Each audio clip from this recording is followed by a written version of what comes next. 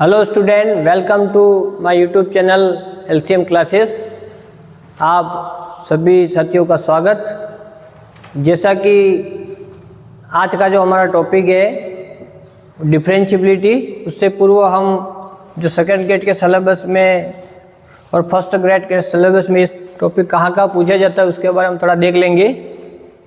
देखिए साथियों, ये जो आज हम टॉपिक जो डिस्कस करने जा रहे हैं डिफरेंशिएबिलिटी, ये जो टॉपिक है वो सीनियर सेकेंडरी स्तर पर सेकेंड ग्रेड में पूछा जाता है। ये लिमिट कंटिन्यूटी हमने देख चुके हैं। डिफरेंशिएबिलिटी ये आज हमारा टॉपिक रहेगा, ठीक है। अब इसके अलावा फर्स्ट ग्रेड का जो सिलेबस है, फर्स्ट ग्रेड के सिलेबस में देखेंगे कि ये जो टॉपिक डिफरेंशिएबिलिटी का है वो ग्रेजुएशन स्टैंडर्ड में पूछा जाता है। ये फर्स्ट ग्रेड का सिलेबस है, स्कूल लेक्चरर। इसमें जो ग्रेजुएशन स्टैंडर्ड है, ये जो ग्रेजुएशन स्टैंडर्ड में जो है आपको ये टॉपिक पूछा जाएगा।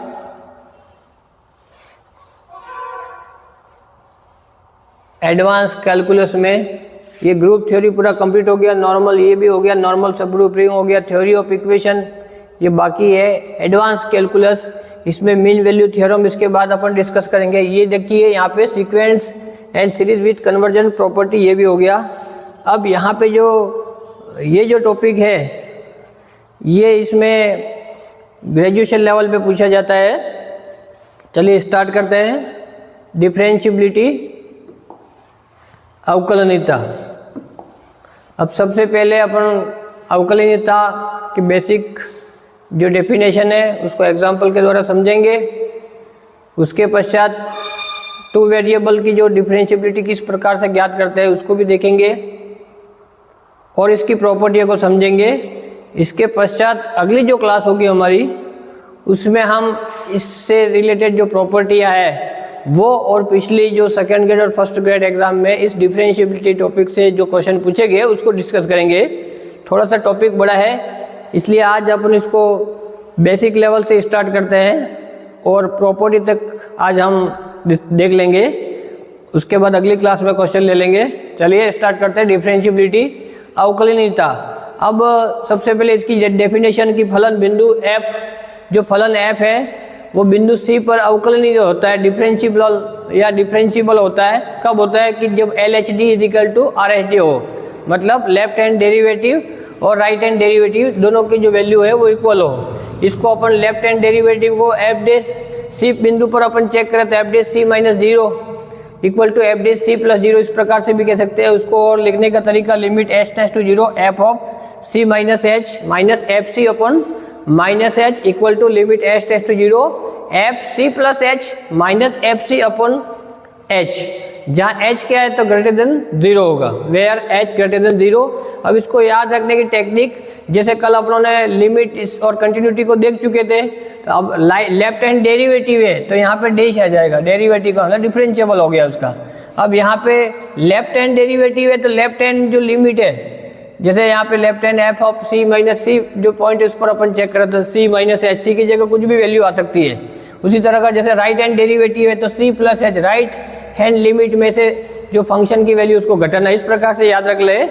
ये जो फार्मूला है ये इस पर क्वेश्चन आपको पूछ सकता है। अब थोड़ा सा और आगे चलते हैं कि इसका एग्जाम्पल है डिफरेंशिएबिलिटी कौन कौन से फंक्शन होते हैं। तो कांस्टेंट फंक्शन जो f(x) = क्या है, आइडेंटिटी फंक्शन f(x) = x। उसी प्रकार trigonometric function sin x cos x, exponential function e⁻x, ये सब डिफरेंशिएबल होते हैं, ठीक है, x बिलोंग्स टू r पर, ठीक है। प्रत्येक x की वैल्यू के लिए ये डिफरेंशिएबल होंगे। अब इसको अगर आप लोग को चेक करना है तो इस फार्मूले में रख के देख लेना। f(x) = x है तो जैसे x की जगह c - h, फिर x की जगह c आ जाएगा, उसी तरह -h। देखोगे आप इस प्रकार से इसको सॉल्व करोगे, आगे हम क्वेश्चन लेंगे तो देखोगे कि लेफ्ट हैंड और राइट हैंड डेरिवेटिव दोनों इक्वल आएंगे। इसका मतलब हम कह देंगे कि ये जो फंक्शन है f(x) ये उस x बिलोंग्स टू r के लिए क्या है, डिफरेंशिएबल होगा, ठीक है। नेक्स्ट है कि इफ फंक्शन इज डिफरेंशिएबल, यदि कोई भी फंक्शन डिफरेंशिएबल है देन इट इज कंटिन्यूस। अगर फंक्शन डिफरेंशिएबल हो तो वो डेफिनेटली कंटिन्यूस होगा, लेकिन अगर कंटिन्यूस हो तो डिफरेंशिएबल हो ऐसा आवश्यक नहीं है, हो भी सकता है नहीं भी हो सकता। If function is a differentiable then it is continuous, but converse not true. अगर कंटिन्यूस हो तो डिफरेंशिएबल हो, need not be true, need not be, हो सकता है नहीं भी हो सकता। अब इसको जैसे इस एग्जांपल के द्वारा हम सब कुछ देख लेते हैं कि इसको डिफरेंशिएबिलिटी है, कंटिन्यूटी किस प्रकार से ज्ञात करेंगे। वैसे इसके पहले जो क्लास थी उसमें लिमिट और कंटिन्यूटी के बारे में हम देख चुके हैं। अब कंटिन्यूटी और डिफरेंशिएबिलिटी में थोड़ा सा चेंजेस है। अब सबसे पहले यहाँ पे दे रखा है f x equal to mod of x for all x belongs to R. जो एक्स है वो आर का अवयव है, continuous on x equal to 0 but not differentiable. अब इसको चेक करेंगे, इससे आप इस क्वेश्चन के द्वारा डिफरेंशिएबिलिटी किस प्रकार से ज्ञात करते हैं वो आपको आ जाएगा। ठीक है, अब सबसे पहले अपन इसको कंटिन्यूटी को या कंटिन्यूस फंक्शन है कि नहीं उसको चेक करेंगे। कंटिन्यूस के लिए इसके पहले अपन देख चुके हैं। ठीक है, इसका जो आंसर है वो सबसे पहले कंटिन्यूस के लिए एफ सी प्लस एच। ठीक है, अब यहाँ पे सी किस पर चेक करना है, 0 पर चेक करना है, तो ये हो गया 0 प्लस एच हो गया। ठीक है, अब 0 प्लस एक्स फंक्शन में रखा तो mod of 0 plus h is equal to mod of h, और मॉड ऑफ एच का मान एच ही होगा, और एच की वैल्यू अब यहाँ पे मॉड ऑफ एच या एच हो गया। ठीक है, ये सब लिमिट एच टेंड्स टू 0 चल ही रहा है, ये भी लिमिट एच टेंड्स टू 0 चल रहा है, लिमिट एच टेंड्स टू 0। इसको और आगे करना चाहो तो इस प्रकार से इसकी वैल्यू क्या होगी 0। ठीक है, उसी प्रकार दूसरा एफ ऑफ 0 माइनस एच करेंगे तो लिमिट एच टेंड्स टू 0 चल ही रहा है, मॉड ऑफ 0 माइनस एच, और जब अपन मॉड हटाएंगे तो ये भी बाहर जो निकलेगा प्लस बन के ही निकलेगा, मतलब limit H tends to 0, mod के कारण ये माइनस एच है वो भी क्या हो जाएगा प्लस एच, और इसकी वैल्यू भी क्या हो जाएगी 0। उसी प्रकार फंक्शन की वैल्यू निकालते हैं। ठीक है, अब किस पर चेक करना है, 0 पर चेक करना है यहाँ पे, तो f0 और f0 का मान मॉड ऑफ x मतलब मॉड ऑफ 0 का मतलब 0।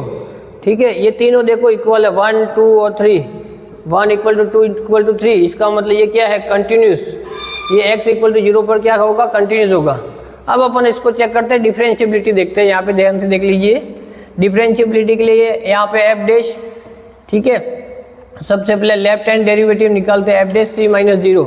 अब लेफ्ट हैंड के लिए टेक्निक मैंने बताई थी आपको, C minus H minus F C upon minus H. Left में माइनस आएगा, राइट में प्लस आएगा, इस प्रकार से याद रख लेना। लेफ्ट में लेफ्ट लिमिट जो है एल एच डी उसमें से फंक्शन को माइनस करेंगे, और राइट हैंड डेरिवेटिव में right hand limit c plus h में से माइनस करेंगे, इस प्रकार से याद कर ले। अब यहाँ पे सी पर किस पर चेक करें, 0 पर चेक करा, इसका मतलब 0 माइनस एच माइनस f0, सी का मतलब 0 पे चेक करें और माइनस का h है। ठीक है, और लिमिट h टेंड्स टू 0 चल ही रहा है, लिमिट h टेंड्स टू 0 सब में चले गई। अब यहाँ पे इस पर फंक्शन में रखो, एफ एक्स का मान मॉड ऑफ x है, तो एफ ऑफ 0 माइनस एच का मान ये हो गया mod of 0 minus H minus f0 का मतलब 0 अपॉन में माइनस का h। ठीक है, अब यहाँ पे मॉड है, इसका मतलब ये माइनस एच भी प्लस एच हो जाएगा, 0 का कोई मतलब नहीं है, अपॉन में क्या है माइनस एच, और लिमिट h टेंड्स टू 0 चल ही रहा है। अभी h से h कट गया, इसका मतलब ये हो गया माइनस 1 आई इसकी वैल्यू। ठीक है, इसकी वैल्यू -1 ही आई। अब इसी तरह ये तो हो गया लेफ्ट हैंड डेरिवेटिव। अब राइट हैंड डेरिवेटिव को मैं यहाँ पे कर देता हूँ। राइट हैंड डेरिवेटिव किस प्रकार से ज्ञात करेंगे,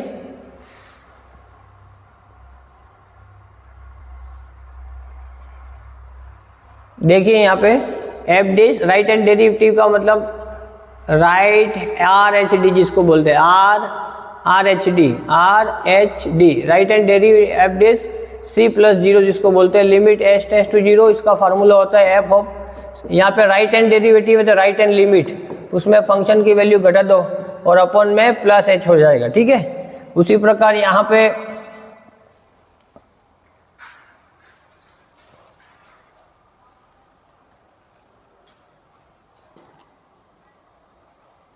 अब देखिए यहाँ पे limit H tends to 0 F of c plus h, right hand जो है जैसे यहाँ पे एफ एक्स की वैल्यू ये है तो सी प्लस सी का मतलब यहाँ पे 0 पे चेक करें, एफ ऑफ 0 पर आप लोग को चेक करना है differentiability, F 0 plus H minus F 0 upon में प्लस एच।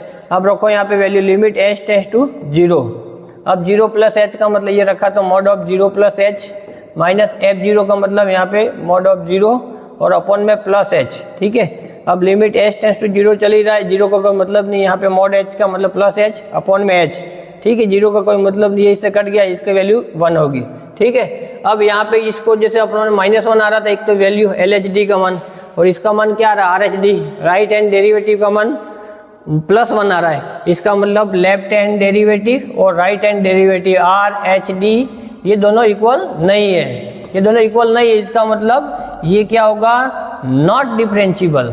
ये x इक्वल टू 0, जो x इक्वल टू 0 है इस पर ये कंटिन्यूस तो होगा, ये कंटिन्यूस तो होगा बट नॉट डिफरेंशिएबल, डिफरेंशिएबल नहीं होगा। इस प्रकार से हम डिफरेंशिएबिलिटी ज्ञात करते हैं, ठीक है। ये फार्मूला आपको दिमाग में होना चाहिए, फार्मूला क्वेश्चन की प्रैक्टिस करोगे तो फार्मूला अपने आप याद हो जाएगा, कोई नॉर्मल बात है ये। नेक्स्ट है, अब इसमें कुछ फार्मूले वगैरह आप लोगों को ध्यान में रखना है, क्योंकि कभी कभार क्या होता है कि जो फर्स्ट ग्रेड एग्जाम में कभी कभी क्वेश्चन इस प्रकार से जो पूछा जाता है जिसमें सीधा क्वेश्चन जो फार्मूला बेस्ड क्वेश्चन होता है, सेकंड ग्रेड में भी पूछ सकता है, तो उस समय आप लोग को फार्मूला थोड़ा टेक्निक याद करने का अपने हिसाब से क्लू बना ले, कि जैसे चेन रूल जिसको बोलते हैं कि D डिफरेंशिएबल ऑफ GOF, ठीक है। कंपोजिट फंक्शन जिसको बोलते हैं संयुक्त फलन GOF, G0F भी बोलते हैं इसको, और इक्वल बाहर C है, तो इसका जब D निकालेंगे डिफरेंशिएबल तो उसको इस प्रकार से याद रख ले, पहले इसका डिफरेंशियल करो, ये इसको एज इट इज रखो, और फिर सेकेंड वाला जो इसको डिफरेंशियल बाहर लिख दो, मतलब G डैश FC को एज इट इज रखा, फिर बाहर क्या है F डैश C कर दिया, मतलब इस F का डिफरेंशिएबल कर दिया। ये किसकी वैल्यू है, G0F और C, और इसका D का मान है, G के डिफरेंशिएबल का मान। उसी प्रकार G डैश F से निकालना है तो वो 1/F डैश C के बराबर होगा, वेयर जो F डैश C है नॉट इक्वल टू 0, इसलिए क्योंकि इसकी वैल्यू 0 होते ही इनफाइनाइट बन जाएगा, ठीक है।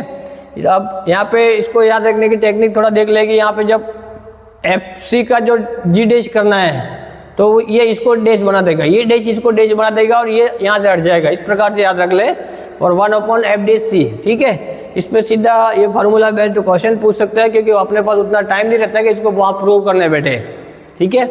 अब नेक्स्ट है, जैसे यहाँ पे क्वेश्चन दे रहेगा fx equal to 1 + x, x less than 2, और 5x is continuous and differentiable at x equal to 0, continuous but not differentiable at x equal to 0, differentiable but not continuous at x equal to 2, और यहाँ पे for the none of this. अब इस question के द्वारा एक बार पुनः continuity जो पहले आपको सिखा दी थी, कंटिन्यूस किस प्रकार से निकालते हैं, आज अभी इसके पहले जो डिफरेंशिएबिलिटी किस प्रकार से ज्ञात करते हैं वो भी अपन देख लिया था, लेकिन एक बार फिर से अपन इसको प्रैक्टिस कर लेते हैं इस क्वेश्चन के द्वारा। देखिए यहाँ पे, अब सबसे पहले जो फंक्शन है इसको वापस एक बार देख लेते हैं। 1 + x जो है, f(x) का मान 1 + x कब है, जब जो x की जो वैल्यू है वो लेस देन 2 है, x की वैल्यू लेस देन 2 है। उसी प्रकार दूसरा जो है 5 - x कब है, जब x greater than equal to 2 है। 5 - x कब है, जब x greater than equal to 2 है। अब इसको ये f(x) की वैल्यू, ठीक है, इसको अपन चेक करते हैं, देखिए क्या है, ये डिफरेंशिएबल है या कंटिन्यूस, और x इक्वल टू 2 पर चेक करना है। सबसे पहले वापस वही कंटिन्यूटी के लिए लेफ्ट हैंड लिमिट LHD क्या निकलते हैं, f ऑफ किस पर चेक करना है, 2 पर, तो ये हो जाएगा 2 - h, left hand limit LHL, left hand limit पहले निकाल लेते हैं, पहले कंटिन्यूटी को देख लेते हैं अपन, कंटिन्यूस है कि नहीं उसको अपन चेक कर लेते हैं, फिर डिफरेंशिएबल जो है वो देखेंगे। तो सबसे पहले f ऑफ 2 पे चेक करना है, 2 - h, ठीक है। अब ध्यान से देखिए यहाँ पे फंक्शन को कैसे चूज करते हैं, आपको बता दिया था कि जब यहाँ पे जैसे ये स्केल है, यहाँ पे बीच में 0 आता है, ये राइट साइड है, ये लेफ्ट है, तो जब लेफ्ट हैंड लिमिट LH निकालना है तो फंक्शन यहाँ पे माइनस वाला आएगा, ठीक है, मतलब उससे कम वाली वैल्यू, जो x की वैल्यू है वो जो जिस पॉइंट पर आप चेक कर रहे हो उससे कम वाली वैल्यू वो लेफ्ट हैंड के लिए फंक्शन हो जाएगा, ठीक है, फंक्शन।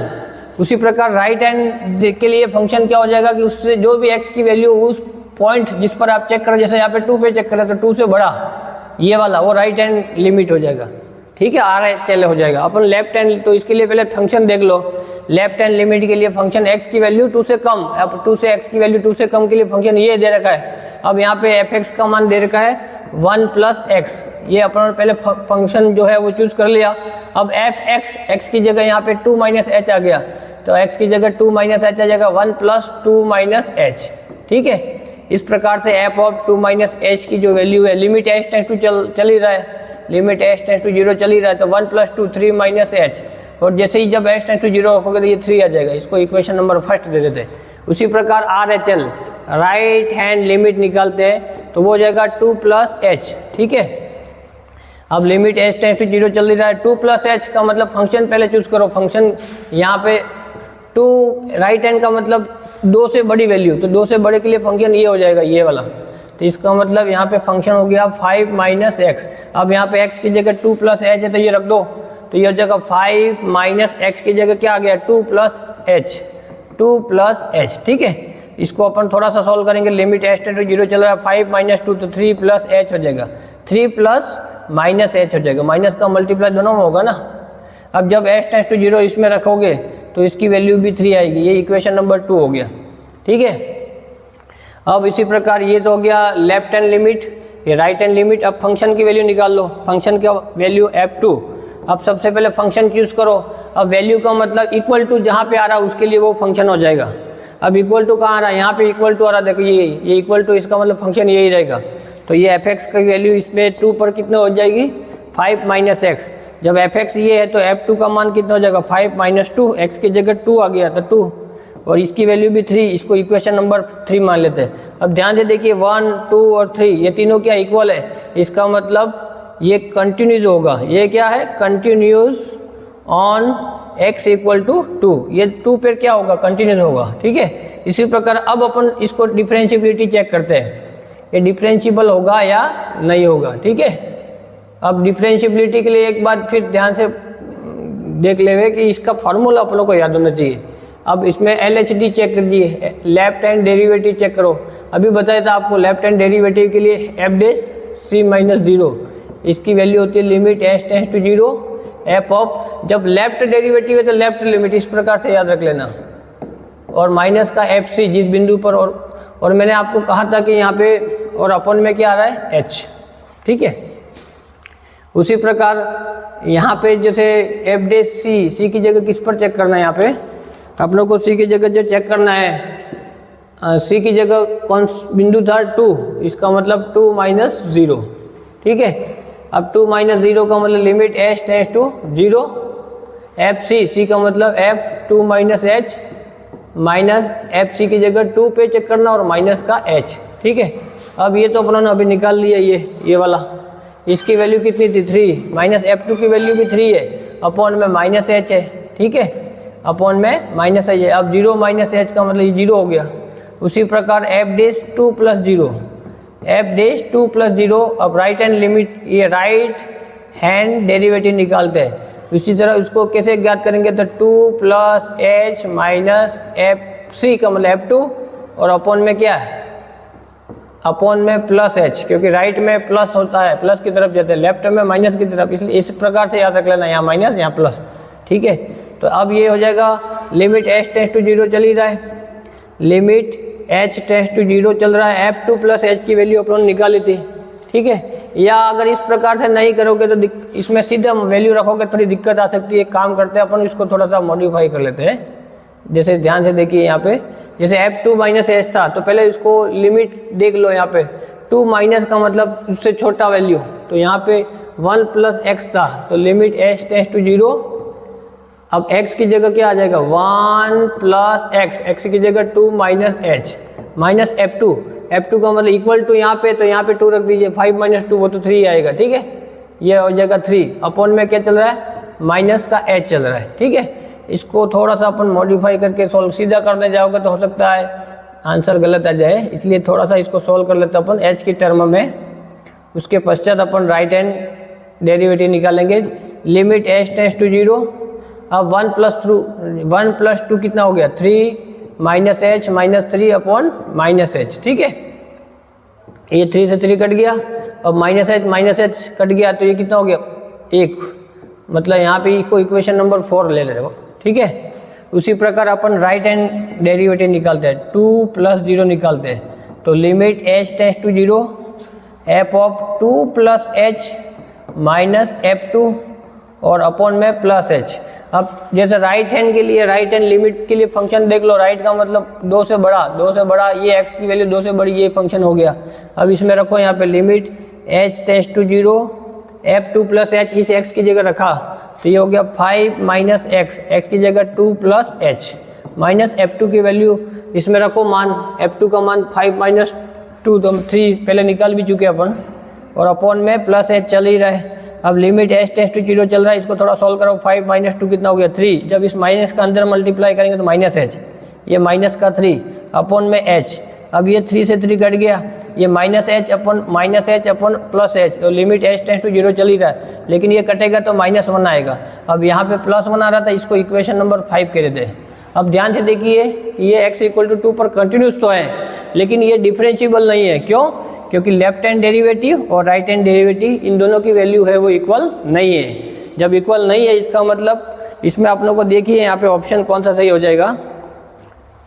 अब यहाँ पे इस पर ध्यान से देखिए, इसमें कौन सा ऑप्शन सही हो जाएगा, ये कंटिन्यूस, ये वाला, ये कंटिन्यूस तो है बट नॉट डिफरेंशिएबल। ठीक है, ये कंटिन्यूस तो है, देखो यहाँ पे कंटिन्यूस तो आ रहा था, ये देखो ये कंटिन्यूस तो आ रहा था, तीनों इक्वल आ रहे थे, लेकिन ये 4 और 5 देखो ये +1 आ रहा है, ये -1 आ रहा है, इसका मतलब डिफरेंशिएबल नहीं है। इसका मतलब इस सेकंड ऑप्शन इसका करेक्ट हो जाएगा। ठीक है, आप ध्यान से देखिए, उसी प्रकार अगला क्वेश्चन है। एक बार फिर अपन कंटिन्यूटी और डिफरेंशिएबिलिटी किस प्रकार से ज्ञात करते हैं, मतलब कंटिन्यूस और डिफरेंशिएबल किस प्रकार से अपन ज्ञात करेंगे इसको। ये जो बहुत इंपॉर्टेंट क्वेश्चन है, क्योंकि ये जो क्वेश्चन है उसको सीधा पूछा गया सेकंड ग्रेड और फर्स्ट ग्रेड दोनों एग्जामों में। ठीक है, इसमें m की जगह p कर सकता है या t कर सकता है, या मतलब दूसरा m की जगह कुछ भी कर सकता है, फिर यहाँ पे ऑप्शन में बदल देगा, m की जगह जैसे p किया तो p greater than 0, p less than 1, इस प्रकार से ऑप्शन दे देगा। ठीक है, तो इसमें अपन को, और x is not equal to 0 के लिए फंक्शन ये है, x इक्वल टू 0 के लिए ये फंक्शन। ठीक है, अब सबसे पहले अपन कंटिन्यूटी चेक करते हैं। फॉर कंटिन्यूटी, फॉर कंटिन्यूस, इसके लिए वापस वही LHL, लेफ्ट हैंड लिमिट। ठीक है, अब लेफ्ट हैंड लिमिट के लिए पहले लेफ्ट हैंड फंक्शन चाहिए। अब यहाँ तो फंक्शन नॉट इक्वल टू 0 का मतलब लेफ्ट के लिए और राइट के लिए दोनों के लिए फंक्शन यही होगा, क्योंकि नॉट का 0 से के बराबर नहीं है, इसका मतलब छोटा भी हो सकता है, x का मान 0 से बड़ा भी हो सकता है, इसका मतलब दोनों के लिए फंक्शन यही हो गया। और जब 0 पे है उस पर वैल्यू 0 जाना कहाँ, तो लेफ्ट हैंड लिमिट का मतलब ये हो जाएगा f ऑफ 0 पर चेक कर रहे थे, 0 माइनस h। अब 0 माइनस h फंक्शन तो दोनों के लिए यही रहेगा। अब यहाँ पे x की जगह 0 माइनस h यहाँ रखो, तो ये हो जाएगा 0 माइनस h की power m sine of 1/0 minus h, और लिमिट h टेंड्स टू 0 है ही। ठीक है, तो ये हो जाएगा माइनस h की पावर m, ये लिमिट h टेंड्स टू 0 चल ही रहा है। ठीक है, और ये हो जाएगा साइन, अब देखो यहाँ पे माइनस का 1/h आएगा, ये इस प्रकार से। अब माइनस को जब बाहर निकालेंगे तो sine minus theta minus sine theta होता है, तो आगे आ जाएगा माइनस, आगे आ जाएगा limit h tends to 0 minus h की पावर m, और ये साइन 1/h हो जाएगा। ठीक है, अब यहाँ पे ध्यान से देखिए h टेंड्स टू 0 है, ये h टेंड्स टू 0 है, इसमें साइन इन्फिनिटी का मान -1 से 1 के बीच में जो फाइनाइट कोई ना कोई वैल्यू आएगी। लेकिन यहाँ पे मेन चीज़ ये है कि माइनस h की पावर m का मान क्या हो। अब m की वैल्यू यदि तुम नेगेटिव लेते हो, जैसे यहाँ पे m की वैल्यू 0 लेते हो तो 0 की पावर 0 अनिर्धारित रूप हो जाएगा, पॉसिबल नहीं है। m की वैल्यू अगर तुम नेगेटिव लेते हो तो नेगेटिव का मतलब वो अपॉन में आएगा, तो 1/h की पावर m हो जाएगा, 1/-h की पावर m हो जाएगा। तो जब तुम यहाँ पे h की वैल्यू 0 रखोगे लिमिट का, तो वो इनफाइनाइट बन जाएगा। इसका मतलब ये भी पॉसिबल नहीं है, न तो नेगेटिव ले सकते हैं न m का मान 0 ले सकते हैं। इसका मतलब ये जो है लेफ्ट हैंड, इसको एग्जिस्ट होने के लिए m की वैल्यू क्या होनी चाहिए, इसके एग्जिस्टेंस के लिए m की वैल्यू 0 से बड़ी होनी चाहिए। इससे एक निकल गया। जब तुम राइट हैंड लिमिट निकालोगे, आप राइट हैंड लिमिट निकालोगे तो भी यही आएगा। अपन इससे एक से ही पता चल गया, इसका मतलब m की वैल्यू 0 से बड़ी होनी चाहिए। ठीक है, अब अपन डिफरेंशिएबिलिटी के लिए देख लेते हैं। फॉर डिफरेंशिएबल, फॉर डिफरेंशिएबल इसके लिए वापस वही कोई भी एक लेफ्ट हैंड LHD निकाल लेते हैं, लेफ्ट हैंड डेरिवेटिव निकाल लेते हैं। लेफ्ट हैंड डेरिवेटिव क्या कहता है, c माइनस 0 बराबर limit h tends to 0 f of c minus h minus FC, और अपॉन में माइनस h होता है। ठीक है, अब यहाँ पे सी की जगह क्या दे रखा है, अब किस पर चेक करना है, 0 पर चेक करना है। तो limit h tends to 0 F of 0 minus H minus f0 upon में माइनस एच। जब इसकी वैल्यू यहाँ रखेंगे, जब यहाँ पे इसकी वैल्यू रखेंगे, इस थोड़ा ध्यान रखना, ये तो आप आंसर आ गया, इसमें m का मान 0 से बड़ा होना चाहिए, ठीक है। किसके लिए, कंटिन्यूस होने के लिए। अब अपन डिफरेंशिएबल है कि नहीं, उस पर क्या कंडीशन आनी चाहिए उसको अपन चेक करें। बहुत ही इंपॉर्टेंट क्वेश्चन है ये, बहुत एग्जाम में पूछा गया है। सीधा क्वेश्चन पूछता है m की वैल्यू क्या होगी। अब यहाँ पे रखो, यहाँ पे सबसे पहले limit h tends to 0 f0 minus H का मतलब फंक्शन 0 से, अब जो वैल्यू है वो छोटा, 0 माइनस एच का मतलब फंक्शन तो यही रहेगा। इसमें रखो x की जगह 0 माइनस एच हो गया, तो ये हो गया x की जगह माइनस एच की पावर m, 0 का कोई मतलब नहीं, h की power m sine 1 upon X का मतलब 0 माइनस एच का मतलब माइनस एच माइनस f0, 0 रखते ही तो पूरा 0 हो जाएगा, क्योंकि इसकी वैल्यू साइन इनफाइनाइट का मान फाइनाइट वैल्यू, लेकिन ये 0 मल्टीप्लाई होते ही 0 हो जाएगा। और अपॉन में क्या चल रहा है, माइनस का h चल रहा है, चल ही रहा है ये। अब ध्यान से देखिए यहाँ पे, अब ये तो क्या हो गया, साइन माइनस थीटा, एक स्टेप और बढ़ा देते हैं, लिमिट h टेंड्स टू 0, ये sine minus theta minus sine theta मतलब माइनस 12 आ जाएगा। उसी प्रकार ये हो जाएगा माइनस h की पावर m चल ही रहा है, ये साइन माइनस को बाहर ले लिया, 1 अपॉन h चल रहा है और माइनस h चल ही रहा है। अब इस माइनस h की पावर 1 है, इसको ऊपर ले लेंगे, जैसे ये ऊपर गया तो ये प्लस 1 है, उधर गया तो माइनस 1, और माइनस 1 इसके साथ जुड़ जाएगा, क्यों, क्योंकि इसका बेस दोनों का इक्वल हो जाएगा। तो लिमिट h टेंड्स टू 0, ये माइनस h, इसकी पावर m चल ही रहा है, ये ऊपर जाते ही ये माइनस h की पावर माइनस 1 हो गया और साइन 1 अपॉन h आ जाएगा। इसका मतलब दोनों का बेस इक्वल है, जो इसका पावर है वो ऐड हो जाएगी। Limit h tends to 0 minus h की पावर m माइनस 1 और साइन 1 अपॉन h, और जैसे ही h टेंड्स टू 0 रखोगे तो ये तो साइन इनफाइनाइट का मतलब माइनस 1 से 1 के मतलब फाइनाइट वैल्यू हो जाएगी, ठीक है। लेकिन यहाँ पे ये जो है वापस वही, ये ना तो 0 के बराबर हो सकता है m माइनस 1 का मान, ना नेगेटिव हो सकता है m माइनस 1, ना 0 से छोटा हो सकता है, क्योंकि इक्वल होते ही ये अनिर्धारित रूप आ जाएगा, 0 की पावर 0 आ जाएगा। इसी प्रकार m माइनस 1 की वैल्यू यदि नेगेटिव 0 से छोटी लेते हैं तो अपॉन में लेने पर वो क्या, h के कारण वो इनफाइनाइट बन जाएगा। इसका मतलब ये एग्जिस्ट कब करेगा, लेफ्ट हैंड डेरिवेटिव हो चाहे राइट हैंड डेरिवेटिव में भी इस प्रकार से आएगा, वहाँ पे बीच आगे प्लस आएगा, बस इतना ही फर्क है, ठीक है। ये अब यहाँ पे ये एग्जिस्ट कब करेगा, जब इसकी वैल्यू है वो पॉजिटिव हो, ठीक है, क्योंकि पावर पॉजिटिव होना बहुत आवश्यक है, नेगेटिव होगी तो इनफाइनाइट बना देगा वो, 0 भी नहीं हो सकता, m माइनस 1 की वैल्यू 0 भी नहीं हो सकती। इसका मतलब m माइनस 1 का जो वैल्यू है वो 0 से बड़ी होनी चाहिए। अब जब m माइनस 1 की वैल्यू 0 से बड़ी है तो इसका मतलब m माइनस 1 को उधर ले जाओ तो प्लस m का मान 1 से बड़ा होना चाहिए, ठीक है। अब इसका मतलब ये है कि कंटिन्यूस होने के लिए m की वैल्यू 0 से बड़ी होनी चाहिए और डिफरेंशिएबल होने के लिए m की जो वैल्यू है वो 1 से बड़ी होनी चाहिए। ये इसका आंसर हो गया, ठीक है। बहुत इंपॉर्टेंट क्वेश्चन है ये। उसी प्रकार यहाँ तक जो पढ़ा आप लोगों ने वो सीनियर सेकेंडरी स्टैंडर्ड था। अब जो आ रहा है उसमें कुछ ग्रेजुएशन के भी टॉपिक थे। अब ये पूरा तरह से ये पूरा ग्रेजुएशन का टॉपिक है, ठीक है, जो first specially first grade exam में पूछा जाएगा ये, ठीक है। उसके अलावा भी और आगे असिस्टेंट प्रोफेसर है और CSIR नेट में भी इस पर क्वेश्चन आते हैं। Differentiability of function of 2 variable, अभी तक अपन 1 वेरिएबल देखा था, अब 2 वेरिएबल की डिफरेंशिएबिलिटी किस प्रकार से ज्ञात करता है उसके लिए पहले अपन बेसिक देख लेते हैं। इसके बेसिक ये है कि partial derivative when function is f of X Y, कोई फंक्शन दे रखा है f ऑफ एक्स वाई। सबसे पहले अपन डिफरेंशिएबिलिटी को बाद में देखेंगे, 2 वेरिएबल की डिफरेंशिएबिलिटी किस प्रकार से ज्ञात करते हैं उसको तो अपन बाद में देखेंगे, उसका फार्मूला क्या होगा किस प्रकार से। उससे पहले जो छोटे छोटे दो चीज़ें ध्यान रखनी पड़ी है वो है पार्शियल डेरिवेटिव किस प्रकार से ज्ञात करते हैं वो निकालना है। जैसे ये x के सापेक्ष partial derivative f of x ab, ठीक है, एक्स वाई की जगह ab 2 आगे पॉइंट, उस पर चेक करें। Limit h tends to 0 f of, अब इसको याद रखने की टेक्निक ध्यान से देखें, जब अपन x निकालेंगे तो h इसके साथ जुड़ेगा, जब अपन y निकालेंगे तो h इसके साथ जुड़ेगा, ऐसे याद रख ले, ठीक है। और यहाँ पे माइनस में f ऑफ ab, जो फंक्शन की वैल्यू ab पर है उसको माइनस करना दोनों में, और यहाँ पे दोनों में अपॉन में h आएगा, इसमें कोई दिक्कत नहीं है। लेकिन यहाँ पे किसके साथ h जुड़ेगा तो एक बार फिर देख ले, कि जब अपन इसको टेक्निक है याद रखने की, जब x निकालेंगे F of x partial derivative, तो उस समय h इसके साथ जुड़ेगा, इसको एज इट इज रखना है। माइनस एफ ऑफ एफ भी घटाना हो तो ठीक है, अपन में h आएगा वो भी ठीक है। जब अपन y एफ ऑफ y निकालेंगे पार्शियल डेरिवेटिव y के with respect to y F Y निकालेंगे, तो उस समय जो h है वो b के साथ जुड़ेगा, दूसरे वाले के साथ, ये x ये y, तो ये इसके साथ जुड़ेगा। क्यों? क्योंकि एफ वाई निकाल, इस प्रकार से याद रख लें, ठीक है।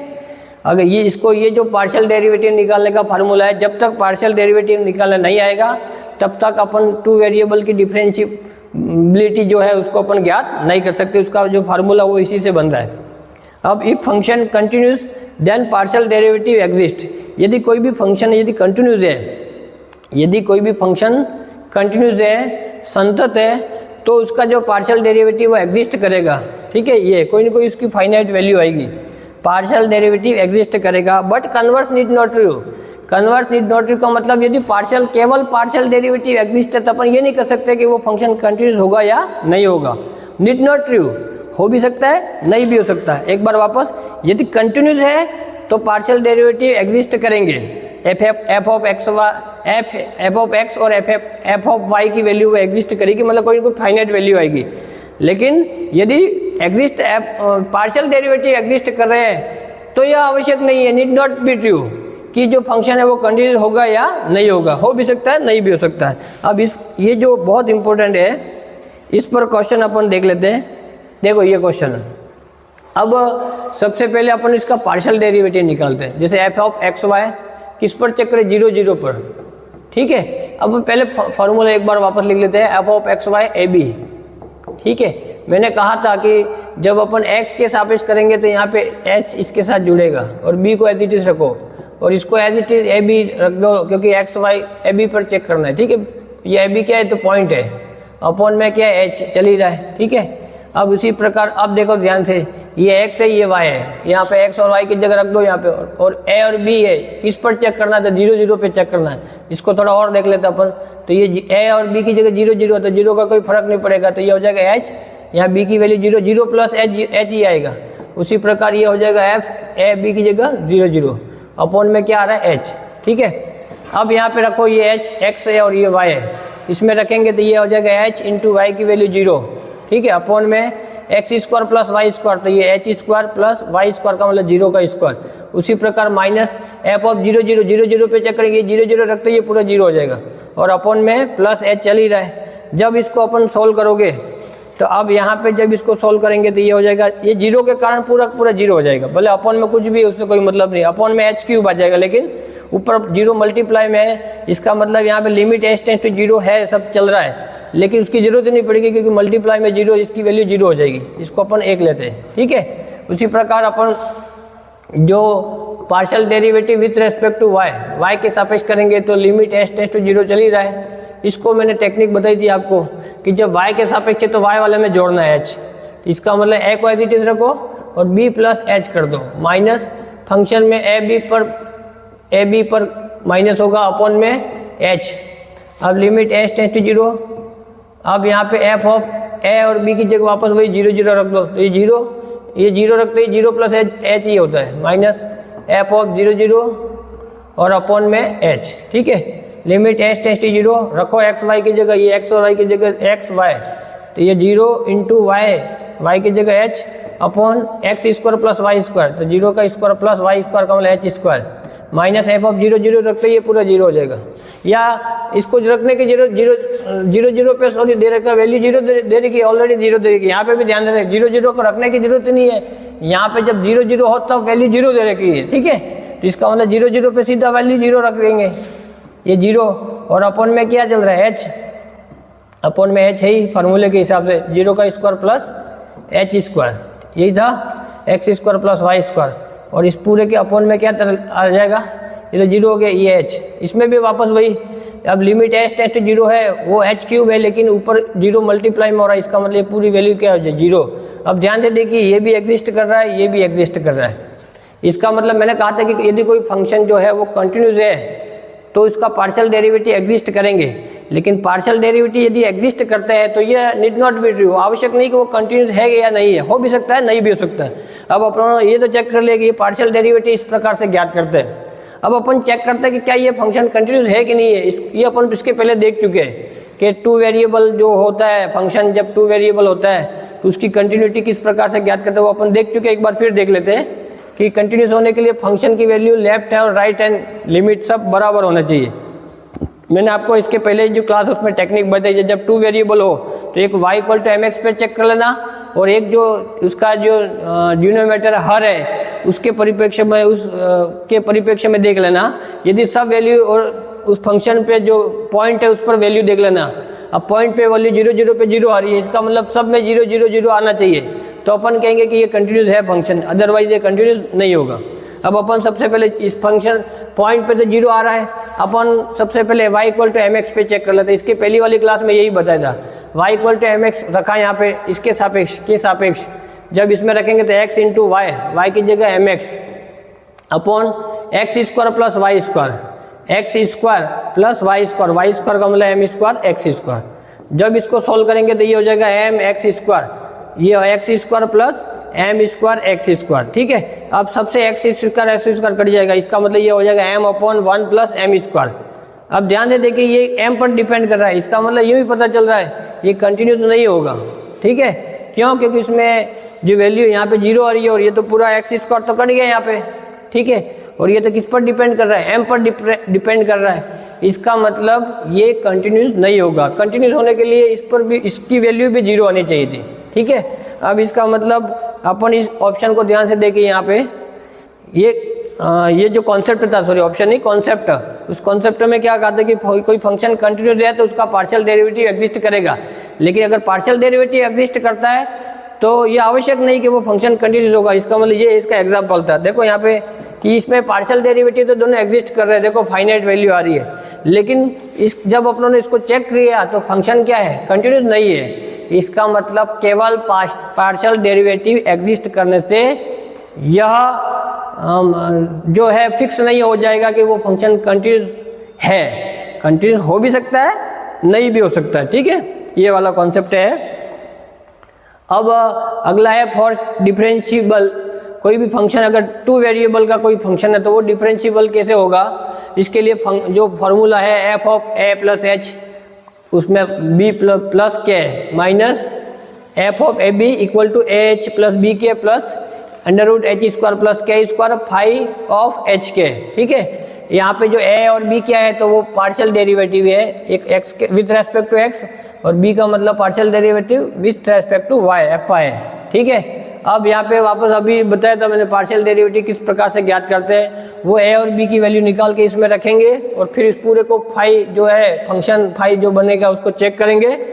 उसके बाद आप लोगों को पता चलेगा कि वो डिफरेंशिएबल है या नहीं है। अब ये जो इस पर जो डिफरेंशिएबिलिटी है टू वेरिएबल की, इस पर कुछ प्रॉपर्टियाँ भी है और ये इसको किस प्रकार से आगे सॉल्व करेंगे, उसकी प्रॉपर्टी क्या क्या होगी वो अपन अगली क्लास में देख लेंगे। आज थोड़ा सा ज़्यादा हो गया तो अगली क्लास में जो है वो यहाँ से अपन वापस स्टार्ट करेंगे। ये क्वेश्चन CSIR नेट में पूछा गया था कि इसमें टू वेरिएबल हो, जब दो चर हो तो उसकी डिफरेंशिएबिलिटी किस प्रकार से निकालते हैं। उसके साथ साथ में जो अगला है इसकी कुछ प्रॉपर्टी है इस डिफरेंशिएबिलिटी की, टू वेरिएबल डिफरेंशिएबिलिटी की कुछ प्रॉपर्टियाँ है, इसके साथ में ले लेंगे। और अंत में जो पिछली सेकंड ग्रेड और फर्स्ट ग्रेड एग्जाम में जो क्वेश्चन पूछे गए उनको अपन डिस्कस कर लेंगे, वो अगले क्लास में ले लेंगे। एक बार पुनः आप सभी का धन्यवाद। एक बार जो है आप क्लास को ख़त्म करने से पहले आप एक बार पुनः आप कहना चाहेंगे कि आप हमारे चैनल को ज़्यादा से ज़्यादा शेयर करें, सब्सक्राइब करें ताकि अधिकतम लोगों तक जानकारी पहुँचे। साथ ही साथ जो अपकमिंग क्लासेस है उसके बारे में आपको जानकारी मिलती रहे। पुनः एक बार आप सभी का धन्यवाद। जय हिंद, जय भारत।